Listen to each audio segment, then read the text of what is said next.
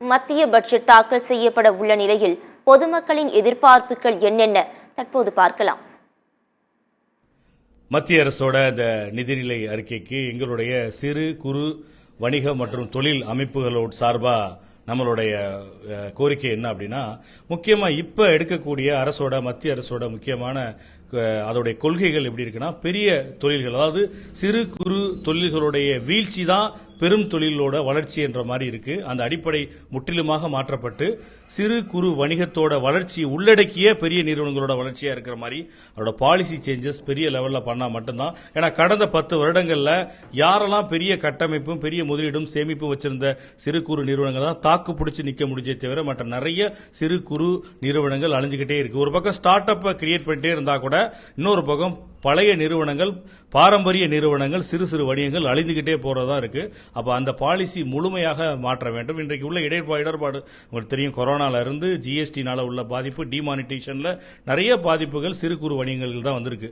அதை தாண்டி இவங்க மீண்டெடுத்து வரணும்னா இந்த பாலிசி முடிவு பெருசா மாற்றினா மட்டும்தான் நல்லது.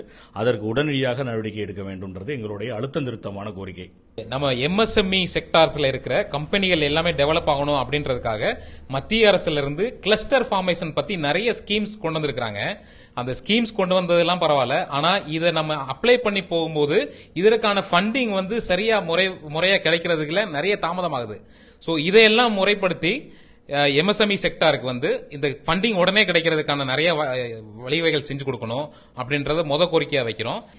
வணிகத்துல இறக்குமதியை நம்ம குறைச்சு நம்மளோட ஃபாரெக்ஸ் டெவலப் பண்ணணும் அப்படின்னா நம்ம உள்ளூர் விவசாயிகளை அதிகமா பயன்படுற அளவுக்கு அவங்க லேட்டஸ்ட் டெக்னாலஜி நிறைய விதங்களை பயன்படுத்துறதுக்கு ஃபார்மர்ஸ்க்கே நிறைய அடிப்படை டெக்னாலஜியை சொல்லிக் கொடுத்து அதை டெவலப் பண்றதுக்கு நிறைய ஃபண்டிங் ஒதுக்கி அதை டெவலப் பண்ணணும்ன்றத கோரிக்கையா வைக்கிறோம். இந்த பட்ஜெட்டில் தமிழ்நாட்டில் அது குறிப்பாக மதுரை மாவட்டத்துக்கு சொல்றாங்க ஒழிய இது வரைக்கும் நடைமுறைக்கு கொண்டு வரல. குறிப்பாக பார்த்தீங்கன்னா நம்ம ஏர்போர்ட் வர்றதுக்கு தடங்கள் வந்துகிட்டே இருக்கு. அது என்ன காரணம் இவங்களை கேட்டால் மத்திய அரசு சொல்றாங்க, மத்திய அரசு மாநில அரசு சொல்றாங்க. ஏர்போர்ட்டு இன்டர்நேஷனல் ஏர்போர்ட்டு வரணும். அதில் மத்திய அரசு உறுதியாக இருந்து போர்க்கால அடிப்படையில் அதை கொண்டு வரணும். தொழில்துறையை பொறுத்தளவு மட்டும் கொரோனா காலகட்டத்தில் இருந்து சிறு குறுந்தொழில்கள் ரொம்ப பாதிப்படைந்திருக்கு. காரணம் என்னன்னா இஎம்ஐ கட்ட முடியாத அளவுக்கு நம்ம சென்றிருக்காங்க. அந்த இஎம்ஐயோட கூட்டு வட்டி போட்டு கொடுக்கறத தவிர்க்கப்பட வேண்டும். முதல்ல அதுதான் தொழில்துறைக்கு செய்ய வேண்டிய முதல் இது. கடன் பெற்றவர்களுக்கு கூட்டு வட்டி போட்டு திருப்பி அந்த பணத்தை கட்டுங்கன்னு சொன்னா எங்கிட்டு போயிடுவாங்க. கொரோனால வியாபாரம் இல்லை, பண மதிப்பீடு குறையும் போது அதுக்கான வசதிகளும் இல்லாமல் இருக்கிறதுனால வெளிநாட்டில் இருந்து முதலீடுகள் கொண்டு வருவது நல்ல விஷயம்தான். ஆனால் உள்நாட்டினால் இருக்கின்ற சிறு குறுந்தொழில்களை காப்பாற்றுவதற்கு மத்திய அரசு முதலில் நடவடிக்கை எடுக்கப்பட வேண்டும். அதுபோல ஜிஎஸ்டியில் குளறுபடி அதிகமாக இருக்கு.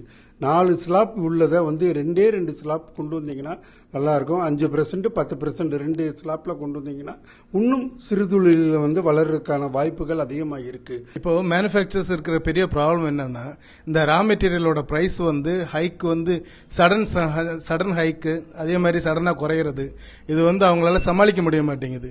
ரேட்டு ஃபிக்ஸ் பண்றது ரொம்ப கஷ்டமா இருக்கு. இப்போ ஒரு 10% அந்த மாதிரி கூடனா பரவாயில்ல, கிட்டத்தட்ட 50% வரைக்கும் சடனா ரைஸ் ஆகுது. அப்போ அவங்களால அந்த ஸ்டாக் வச்சிருக்கிற ஸ்டாக்கை மெயின்டெனன்ஸ் பண்ண முடிய மாட்டேங்குது. இப்போ அந்த ரா மெட்டீரியல் பிரைஸை கிராஜுவலா வைக்கிற மாதிரி, அதே மாதிரி கான்ஸ்டன்டா இருக்கிற மாதிரி அதுக்கு என்ன ஏற்பாடு பண்ணணுமோ அதை சென்ட்ரல் கவர்மெண்ட் பண்ணாங்கன்னா கொஞ்சம் நல்லா இருக்கும். ஏன்னா ரா மெட்டீரியல் ப்ரொக்யூர்மெண்ட் ரொம்ப கஷ்டமான ஒரு சூழ்நிலையில் இப்போ இருக்கிற கம்பெனிஸ் எல்லாமே மூடிட்டு போற மாதிரி, அதாவது க்ளோஸ் பண்ணிட்டு போற மாதிரி இருக்காங்க. அதை கண்ட்ரோல் பண்ணணும்னா அந்த ரா மெட்டீரியல் தான் அவங்களுக்கு மெயினான ஒரு ரீசனா இருக்கு. இந்த ரா மெட்டீரியல் ப்ரொக்யூர்மெண்ட் கரெக்டா இருந்துச்சுன்னா எந்த கம்பெனியும், மேனுஃபேக்சர் கம்பெனியும் பாதிக்கப்படாது. மதுரையை சுற்றி சுற்றுலா தலங்கள் நிறைந்து இருக்கிற இந்த ஏரியாவில் மத்திய பட்ஜெட்டில் அதற்கான முகாந்தரங்களுடைய திட்டங்களை ஒதுக்கி இந்த சுற்றுலா தலங்களை மேம்படுத்துறதுக்கு ஆவண நடவடிக்கை எடுக்கணும். 2வது, மதுரை மீனாட்சி அம்மன் கோயிலும் மதுரையை சுற்றி இருக்க பல புராதன சின்னங்கள் நிறைந்திருக்கிற பகுதி. தமிழ்நாடு முழுக்க நிறைய இது மாதிரி புராதன சின்னங்கள் இருக்கிறது. இதற்கு தேவையான உள்கட்டமைப்பை உருவாக்கி சுற்றுலா தலங்களை மேம்படுத்துறதுக்கு நிதி ஆதாரங்களையும் அதற்குரிய வகைப்பாடுகளையும் உருவாக்கி புதிய ஒரு திட்டங்களை உருவாக்கி மத்திய அரசாங்கம் நம்மளுடைய குறிப்பாக தமிழ்நாடும் குறிப்பாக பன்மையான நகரமாக இருக்கிற மதுரையும் மேம்படுத்த திட்டங்கள் வகுக்கணும்னு கேட்டுக்கிறேன். எங்களுக்கு விவசாயம் பண்ணுறதுக்கு கூட்டுறவு பேங்கில் நாங்கள் அன்னன்னைக்கு ஜாமான் வாங்குறதுக்கு உரம் வாங்குறதுக்கு கூட நகை அடமான கடன்களில் தான் விவசாய கடன்கள்னு சொல்லி வச்சுருக்கோம். அது மத்திய அரசு நல்லா ஒரு எங்களுக்கு தள்ளுபடி பண்ணி நல்லா ஒரு இது பண்ணி கொடுத்தாங்கன்னா எங்களுக்கு நல்ல ஒரு அமைப்பாக இருக்கும். ஆனால் நாங்கள் இன்றைக்கோ நாளைக்கோ அப்படிங்கிற சூழ்நிலையில் தான் விவசாயம் பண்ணிக்கிட்டு இருக்கிறோம்.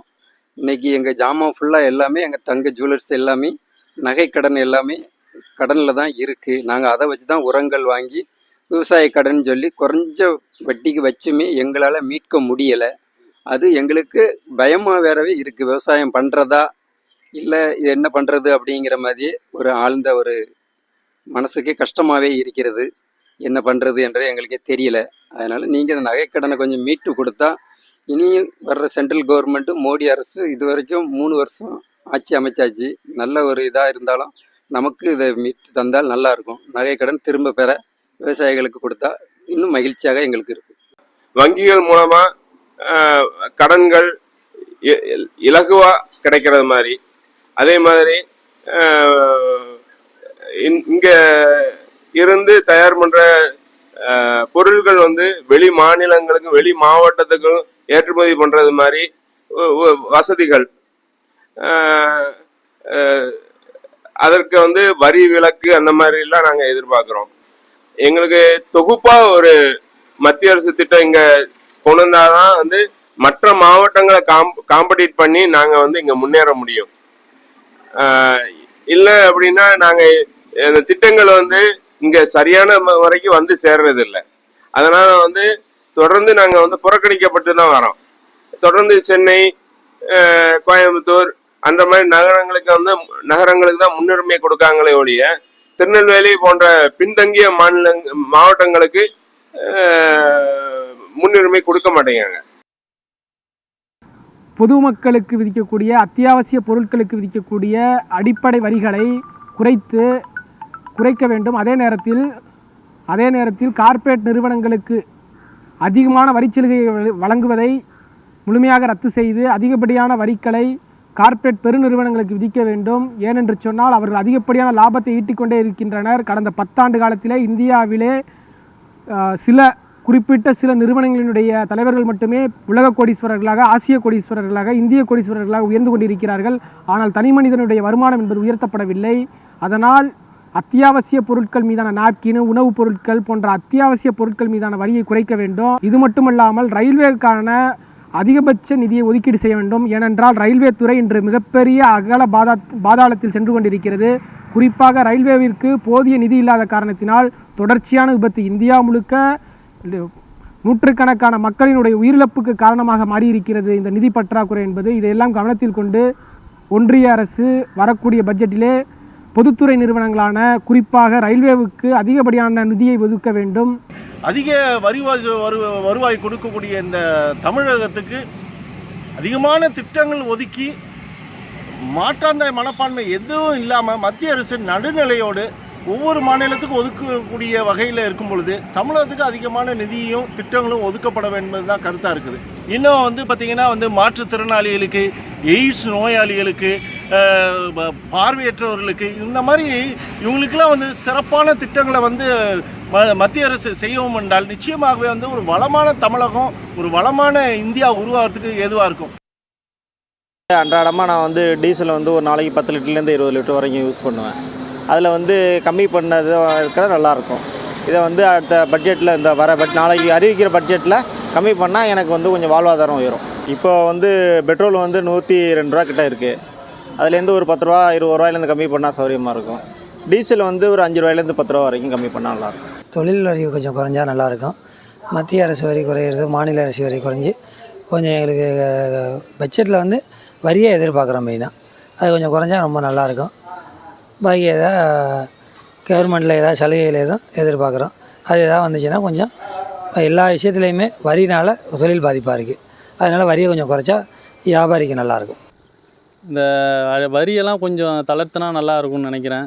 அதுமாரி மத்திய அரசு மாநில அரசுக்கும் கொஞ்சம் சப்போர்ட் பண்ணால் இன்னும் கொஞ்சம் நல்லா இருக்கும்னு நினைக்கிறேன். ஏன்னா ஒதுக்க வேண்டிய நிதியை கூட ஒதுக்க மாட்டேங்கிறாங்க, எதுவுமே பண்ண மாட்டேங்கிறாங்க தமிழ்நாடு அரசுக்கு. இவங்களும் போராடிக்கிட்டே இருக்காங்க. ஏதாவது பண்ணால் நல்லாயிருக்கும். மத்திய அரசு எல்லா மாநிலத்தையும் ஒரே மாதிரி பார்த்தா இன்னும் நல்லா இருக்கும்னு நினைக்கிறேன். நம்மள்கிட்ட இப்போ வசூலிக்கப்படுகின்ற அந்த வரியை நியாயமாக உடனடியாக வழங்கணும். அதே போல் படித்த எண்ணற்ற வேலையற்ற இளைஞர்கள் இன்றைக்கி நாட்டில் இருக்கிறாங்க.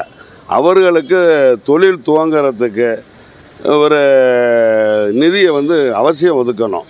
சிறு தொழிலாக இருக்கட்டும், குறுந்தொழிலாக இருக்கட்டும், அதை அவர்கள் சொந்த காலில் நிற்கிறதுக்கு இந்த பட்ஜெட்டில் நாங்கள் எதிர்பார்க்குறோம். அதே போல் எடுத்துக்கிட்டிங்கன்னா கடந்த 10 ஆண்டுகளில் பாஜக கொடுத்த வாக்குறுதி 2 கோடி இளைஞர்களுக்கு வேலை என்பது. அதில் மத்திய மாநில அரசு பணிகளில் அந்தந்த மாநிலத்தவருக்கு வேலைவாய்ப்பு அளிக்கணும் அப்படின்றது. அதே போல் தமிழ்நாட்டுக்கு ரயில்வே திட்டங்கள் நிறைய அறிவிக்கப்பட்டு இன்றைக்கி கிடப்பில் கிடக்குது. அந்த அடிப்படையில் இன்றைக்கி நம்ம மெட்ரோ ரயிலாகட்டும், மதுரை, சேலம், கோவை உள்ளிட்ட ரயில் திட்டங்களாகட்டும், சென்னை பெருந்திட்டங்களாகட்டும், அதுக்கு அவசியம் அதுக்கு உரிய நிதிகளை ஒதுக்கி இது பண்ணோம். இந்த பட்ஜெட்டில் நாங்கள் மிக மிக எதிர்பார்க்கறது பட்டுக்கோட்டை, தஞ்சாவூர், சென்னை, தஞ்சாவூர் வழியாக அரியலூர், பட்டுக்கோட்டை, தஞ்சாவூர், அரியலூர் வழியாக சென்னை போகிற ரயில் திட்டத்தை அறிவிக்கணும்னு கேட்குறோம்.